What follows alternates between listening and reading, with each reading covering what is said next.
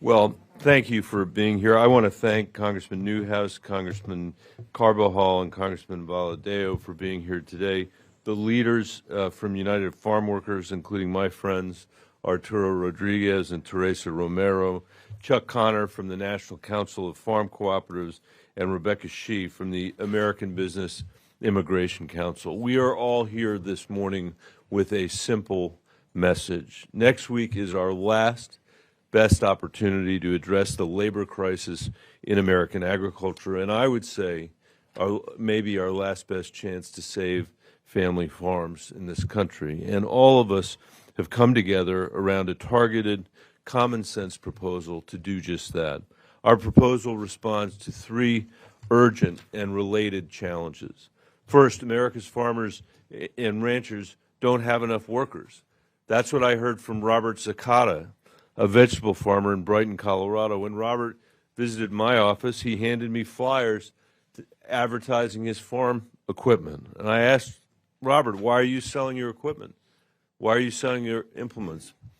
And he said it was because he didn't have enough labor to harvest the crops. Today, they don't even grow vegetables anymore at Cicada Farms, only row crops. I hear stories like that all across Colorado, and I've heard them for the last decade, and everybody here knows why that's happening. If you look at which chart we have, since 2012, the cost of farm labor has gone up nearly 50%, much more than other workers in the economy. And if we don't give growers certainty, we're going to see a lot of them go out of business entirely. At the same time, we have hundreds of thousands of undocumented workers living in the shadows in this economy. And these are people who are working every single day to feed the American people.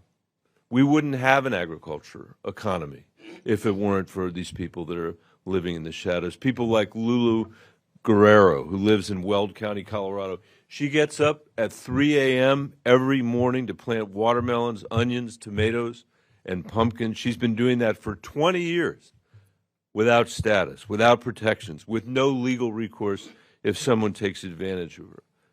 The status quo is terrible for workers, and it's terrible for growers, and it's terrible for families who have seen their grocery bills shoot up. As you can see, in the past year, grocery prices are up almost 12%, faster than at any time in the last 40 years. Apples are up 7.4%, milk almost 15%, potatoes 16%, eggs 49%. And you can draw a straight line from these higher prices and the crisis of farm labor. And we're here because nobody up here and the people that we represent back home can accept the status quo. And we have a plan to fix it, the Affordable and Secure Food Act.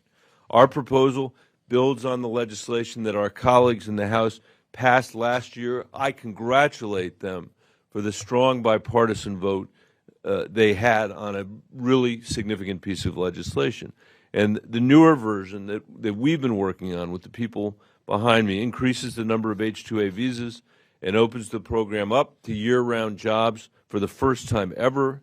It creates wage certainty for farmers to protect them from harmful swings in labor costs. Under this plan, farmers would save $23 billion over the next 12 years and over $2 billion more in the version that we're here to talk about today than in the House version. It creates a mandatory E-Verify system for farm workers nationwide. And finally, it establishes legal protections and a pathway for undocumented workers to apply for a green card after they've worked in agriculture in this country for 10 years. That's not amnesty. That's a recognition that anybody who's spent decades working to feed America should have the opportunity to apply for lawful status. This plan is broadly supported by farmers, by labor, by immigration advocates, and business. There's no reason that we shouldn't get this done. And we all know what's going to happen if we don't. More farmers and ranchers are going to go out of business. More farm workers will remain in the shadows, living with fear and uncertainty in the country they feed every single day with the sweat of their labor. And more families will have to make impossible choices between groceries and the rent, medicine, or school supplies for their kids. If Congress can't get this done, it would not only be a massive missed opportunity, but a dereliction of our duty to the American people to the rural economy in this country, and to agriculture. We have to get this done. So I'm going to stop there and turn it over to Congressman Newhouse from Washington State, who led the effort in the House, and unlike most people in this chamber, actually is a farmer and therefore knows what he's talking about. Congressman Newhouse. Thank you. At least about some things. But thank you very much for that introduction, Senator. And let me just say thank you for all of your work to get us to this point today. You've been a tremendous leader in the Senate. So as you know, I'm a member of Congress, absolutely, but more importantly, I'm a farmer from Central Washington. And so the issues that we're talking about here, I actually live on a daily basis, and so do my neighbors, and so do my constituents.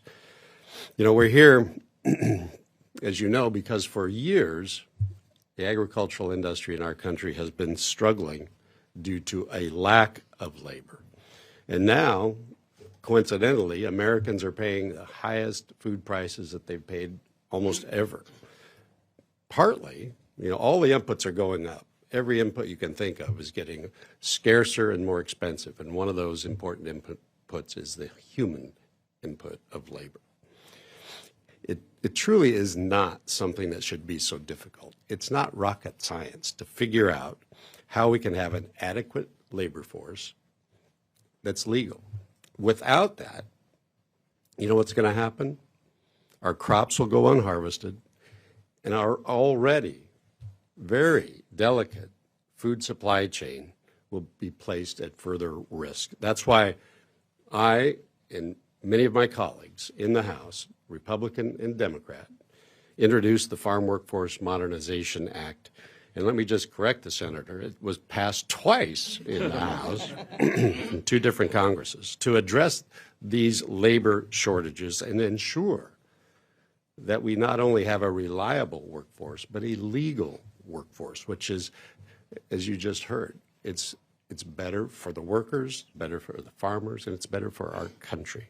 And by ensuring that, we can ensure that we have a food supply. We can secure that food supply. We can strengthen our national security, because it truly is a national security issue.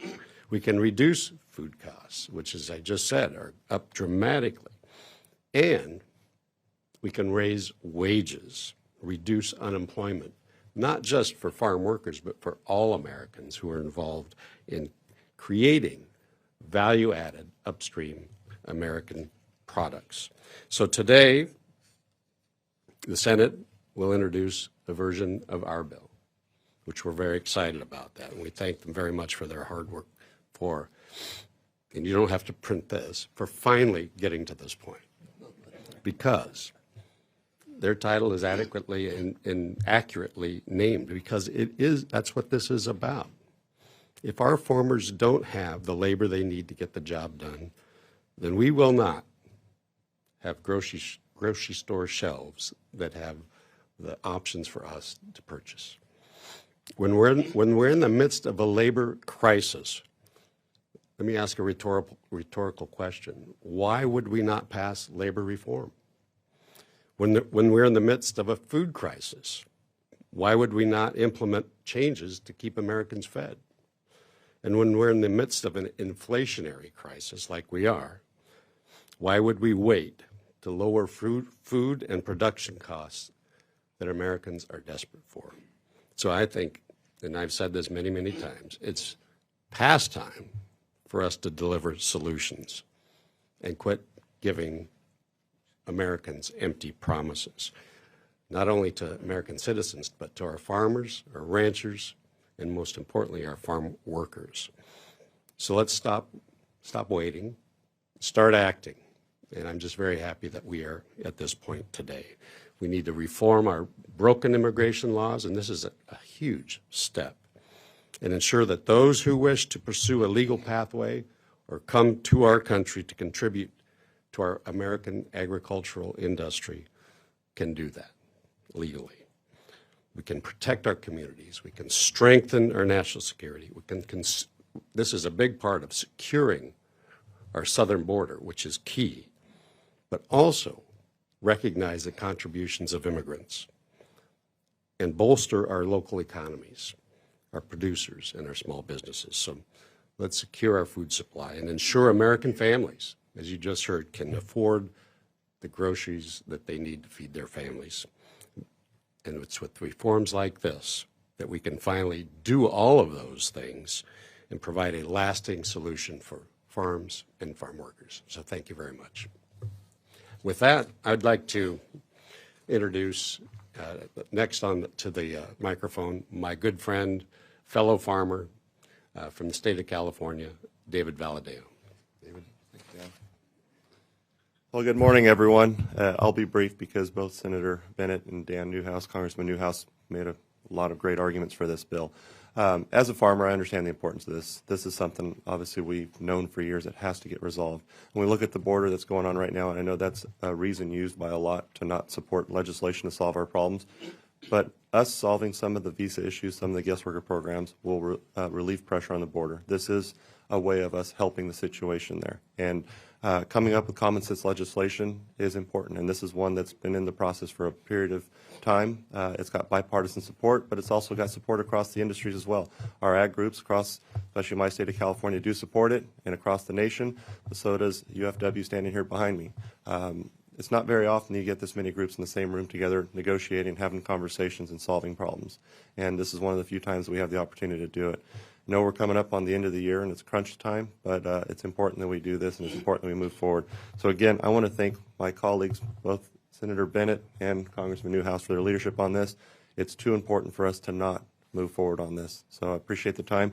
Now I get to introduce my friend and colleague from California, Congressman Salud Carbajal, neighboring district, also a big ag district, and one of the ones that we rely on for many of our wonderful fruits and vegetables across the country. So thanks.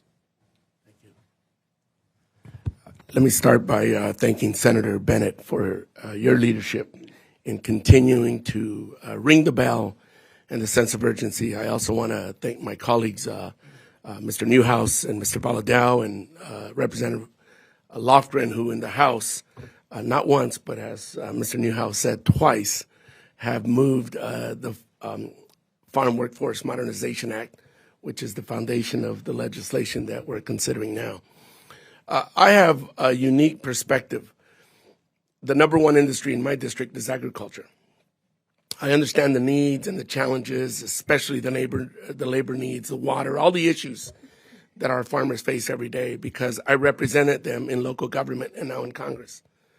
I also have the distinction of being a son of a farm worker. I joined my father many of summers working in the fields, different commodities, strawberries, tomatoes, cucumbers, onions. I know what it's like working in the fields. This is an important piece of legislation. It's been bipartisan in the House. We see it coming together in a bipartisan fashion in the Senate. It's imperative we move it forward to both allow those that live in the shadows that are providing extraordinary, essential work, as we now have come to understand even better in light of the pandemic. Essential work, but yet we haven't been able to do the essential work to recognize their labor and their work and their toil and their sacrifice. We're at a time where many of our fields are going unharvested.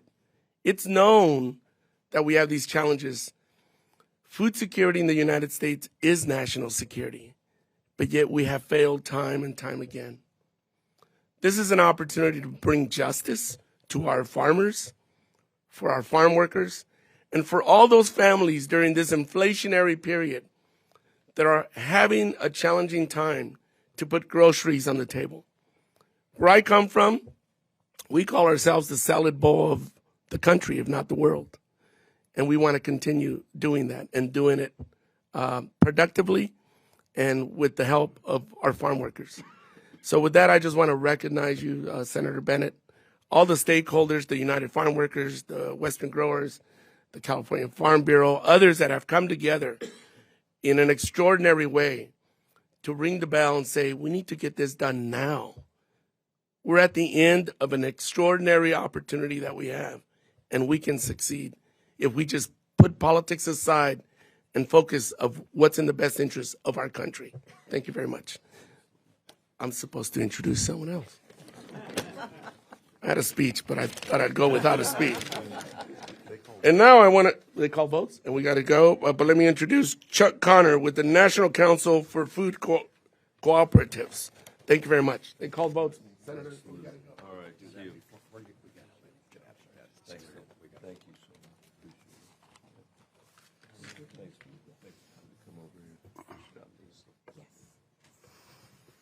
Well, Senator Bennet, thank you for the opportunity to participate in this important press conference, and thank you so much for your leadership on bringing us to this point in the Senate. American agriculture, ladies and gentlemen, is being threatened to its very core by labor shortages and skyrocketing labor costs. You simply cannot today call yourself a friend of the American farmer and not be involved in fixing this problem. The legislation being proposed by Senator Bennet is a compromise, but it represents a huge win for American agriculture with real and tangible help to the farmer, rancher, and grower. It should be passed immediately. Some say there will be opportunities to deal with ag, immigration, and labor issues in the next Congress or perhaps at a later time. This is wrong. A sharply divided Congress in the years ahead will not have the appetite to deal with this issue. No one from either side of the political aisle disagrees on the solution to this problem, or perhaps I should say virtually no one. Why wait, ladies and gentlemen? Do not delay the help for American agriculture. Act now to support us. Thank you. And I'm going to now introduce Teresa Romero, head of the United Farm Workers Union, and certainly our partner in coming to this compromise. Teresa. Thank you. Thank you, Chuck. Good morning, and thank you all for being here today. I want to particularly thank Senator Bennet for his leadership. The United Farm Workers welcomes the introduction of this legislation and urges everyone on the Hill who cares about farm workers to work as hard as farm workers and turn it into law. This bipartisan compromise strengthens America's food security while honoring and rewarding the contributions of the farm workers who have already been living and working here for decades. Farm workers have made enormous concessions in this legislation in order to get to this point. This legislation creates a temporary, renewable legal status for farm workers who are already here in this short term with the opportunity and option to earn permanent legal status several years into the future. This is the very least we owe the hardworking men and women who break their backs every day to put food on our tables. In return, this legislation includes some very difficult provisions for us, provisions that we have opposed in the past, and that we will continue to oppose should there be any attempt to move them separately. But we're here to say we are prepared to see this legislation through because it is the status quo of fear and exploitation that is the most intolerable for farm workers. Every day, farm workers endure while lacking the basic rights to know they will still be able to stay with their families. Tomorrow is a day too late. What we're proposing here should not be this complicated.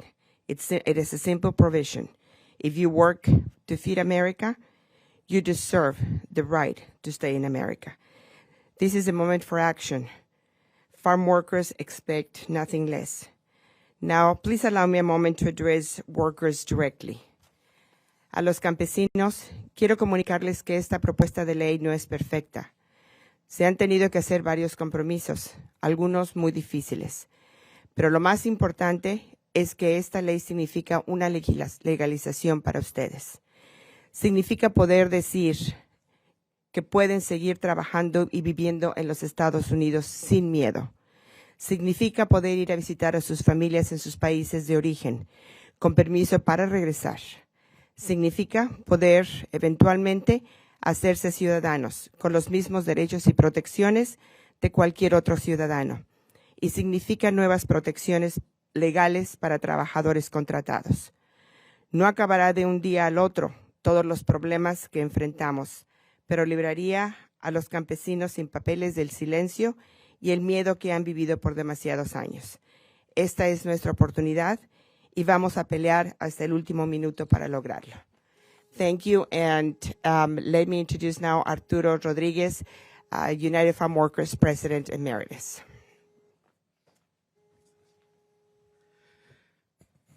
Thank you very much, Teresa, United Farm Workers President, current President. It's an honor to be back here advocating for farm workers here in Washington yet again. When the pandemic hit, farm workers were told they were essential. While the rest of us got to stay home, farm workers kept going to work. You can't pick a potato over Zoom. Farm workers put themselves and their families at risk to keep America fed. And when farm workers did their work during the pandemic, they didn't ask if the food they were harvesting was going to be eaten by a Democrat or a Republican. They just went to work. Now it's time for Democrats and Republicans alike to go to work for them. Representatives Dan Newhouse, Zoe Lofgren, Salud Carvajal, Mike Simpson, they've done their work. Senator Bennet has done his work.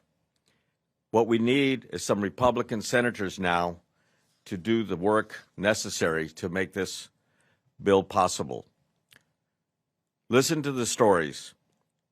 It is now is the time.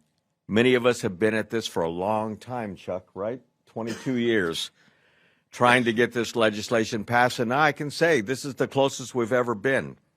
So let's truly make this a season of celebration for everyone and ensure the passage of this legislation. Carlos Herrera Fabian will be our next speaker. He comes from the state of Florida, and he's also a member of the United Farm Workers Foundation. Carlos.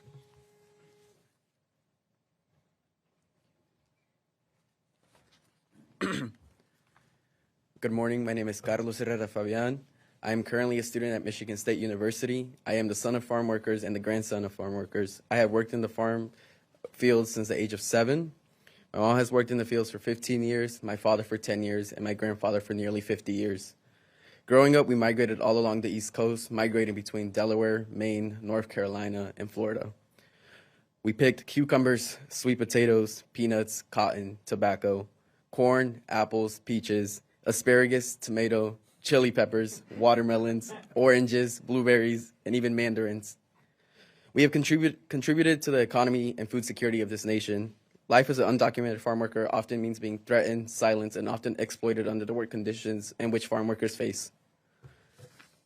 As the son of farm workers, I saw my parents break their skin, their backs, and mental health to give me and my siblings the bare necessities, all while making below average pay. In Florida, we picked oranges. Because of my mother's legal status at the time, she couldn't be eligible for child care programs. As a result of that, my mom took me into the fields at just the age of a toddler, laying me under the orange trees as she picked the oranges in the hot Florida summers. By the time I was 12, I spent all day clearing weeds under the orange trees with just a machete, squatting from sunrise to sunset, with the temperatures reaching easily over 100 degrees. In Maine, we picked apples. My mom is about 5 feet tall, weighing no more than 100 pounds. Climbing those 12-foot ladders, carrying 50 to 60 pounds of apples on her shoulders, that's half her body weight. Also, she could sacrifice her long-term health just to give us, her children, the bare necessities. Not only did my parents sacrifice a lot for me, but also for this nation. We are the reason why people have food on their tables and food in grocery store shelves. It's not fair to get treated without dignity. All we want is legalization, so we no longer have to live in the shadows and have that fear instilled in us. That's why I ask and urge you all to prioritize the legalization of farm workers. Thank you. And now I will introduce my colleague, Marisela Martinez Juarez, who is a farm worker from Georgia. And as well, I will also introduce Brian Pantoja, a son of farm workers who will be translating. Thank you.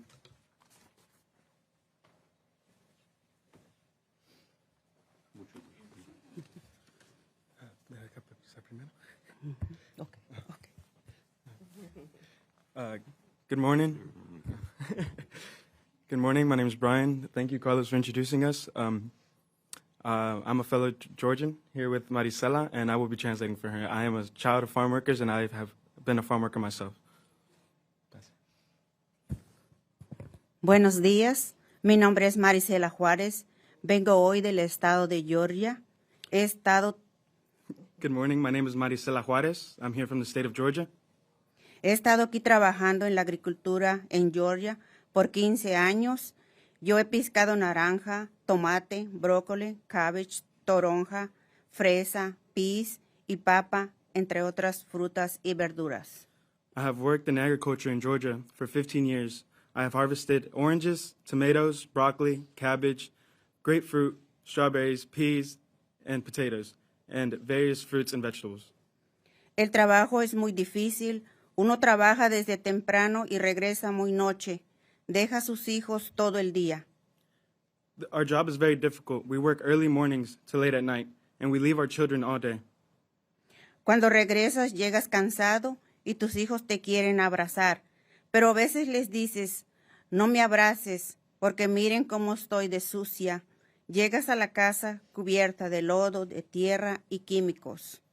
We come home very tired, and all our children want to do is hug us, but at times we have to say no because we are covered in dirt, mud, and pesticides. Pero aunque es pesado, a mí sí me gusta hacerlo, porque sí me encanta verlo verde, estar al aire libre, y porque me gusta ver el producto, la fruta en la planta, se ve hermosa. Even though our job is hard, I love doing it. I love seeing the green of our vegetables, breathing in the fresh air, and seeing our product grow, and seeing the plant grow, seeing the fruit grow from our plants. Y sabemos que le va a dar de comer a la gente, a millones de gente que no conocemos, y así estamos conectados. We know that we are feeding millions of people. Even though we don't know them, it's a way that we feel connected with them. Si usted va a comer algo hoy, es gracias a los campesinos. If you happen to eat anything today, it's thanks to farm workers. Por eso yo creo que es justo que tengamos una legalización para que los que trabajan en el campo. This is why I think it's just to have a legalization for farm workers. Es muy difícil la vida sin papeles. Cuando yo necesitaba ir a cualquier sitio del trabajo, incluso simplemente a la escuela de mis niños, no podía. It is very difficult to live a life as an undocumented person. Even if we needed to travel to a job site or even just take our kids to their school, we couldn't. Porque no teníamos licencia. Las cosas más simples las tenemos que hacer viviendo con ese miedo. We don't have licenses. Even the most simplest things we'd have to do in fear. Siento que es muy importante que los trabajadores del campo puedan superarse para el bien de ellos y de sus hijos para todo este país. I think it is very important for new opportunities to be presented to farm workers for the betterment of themselves, their children, and this country. Mi esperanza es que esta propuesta de ley sí se haga realidad, para que todos los campesinos como yo tengan más oportunidades y podamos seguir aquí haciendo nuestro trabajo y viviendo con nuestras familias. Muchas gracias. My hope is that this bill will become a reality so that many farm workers like me are presented with new opportunities and we can continue to work here, doing our job, and living with our families. Thank you. I will now present Rebecca Shee of the Executive Director of the American Business Immigration Council. Thank you.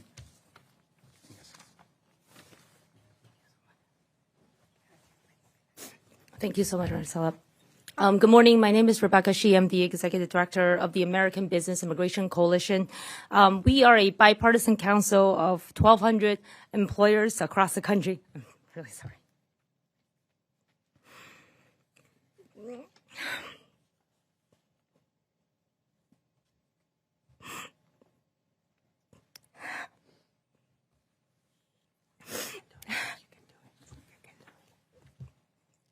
A Big Action fully endorses Senator Bennett's bill, and we're so grateful to your leadership, and we're grateful to Congressman Newhouse and Simpson's valiant efforts in the House.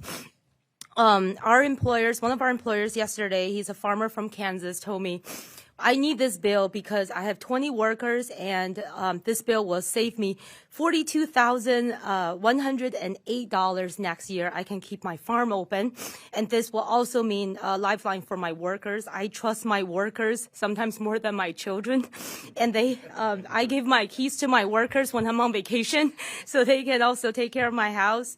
I have one worker that has been picking crops and taking care of my livestock for the last 20 years, and she hasn't gone home to see her family, and I'd like her to do that before she dies.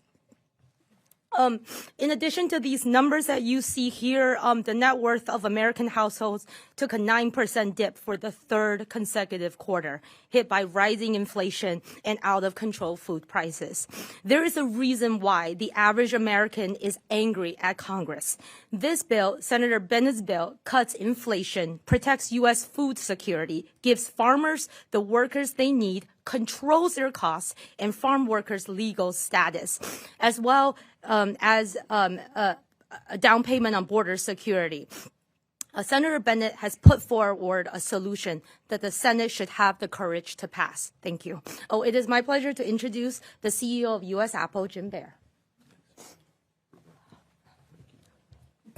Thank you very much, and good morning. I'm Jim Baer. I'm the president and CEO of U.S. Apple Association.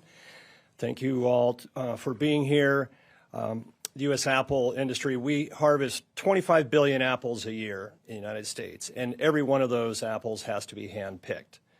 There are no robots to do that. Every one of those 25 billion apples is hand-picked. More than weather or markets, the number one issue in our industry is the lack of people to harvest those 25 billion apples.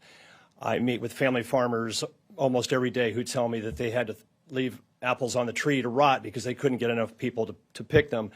That's offensive to me. I think it's offensive to anybody that cares about hunger and adequate food supply in this country. I grew up on a farm, and my dad used to say, don't make any excuses. Don't tell me what you can't do. Show me what you can do. And thanks to the leadership of Senator Bennet, who refused to take an excuse and look the other way, thanks to him and to the gentleman who spoke earlier from the House of Representatives, they're showing us what they can do. We have a bill in the House. We now have a bill in the Senate. And the only thing left is for Mr. Bennett's colleagues to come together and show us what they can do. So I want to say thank you to the Senator and appreciate his very hard work and leadership on this. Thank you. You can't, I think I speak for Jim when I say you can't pick an apple on Zoom either. Is there anybody else, or is that? A lot of people enjoy an apple. Thank you. That's true. That's true. Oh, sorry. Yeah. Thank you. I apologize. Thanks, Sam. I'm Cam Quarles. I'm the Chief Executive Officer of the National Potato Council. I can thank you, Arturo. I can confirm that you cannot pick a potato by Zoom. Potato is one of the most widely produced vegetables in the United States. We have production in Senator Bennett's state, in Mr. Valadeo's district, Mr. Newhouse's district, across the United States. And the single thing that we hear from producers in every single one of those growing areas is concerns about access to the most valuable piece of their business, which is their workers. I think Senator Bennet has created a path here where we could finally get to that solution that has been so elusive for so many of us who have worked so hard for getting on 2 decades now to finally come to some type of resolution of what is a growing crisis in U.S. agriculture. We're simply asking that leadership on both sides of the aisle provide the opportunity, the window to move something forward in this Congress that can finally get to the president's desk and start providing relief to all of the incredibly valuable farm workers as well as their employers across the United States. The time is really now. So thank you, Senator. Thanks.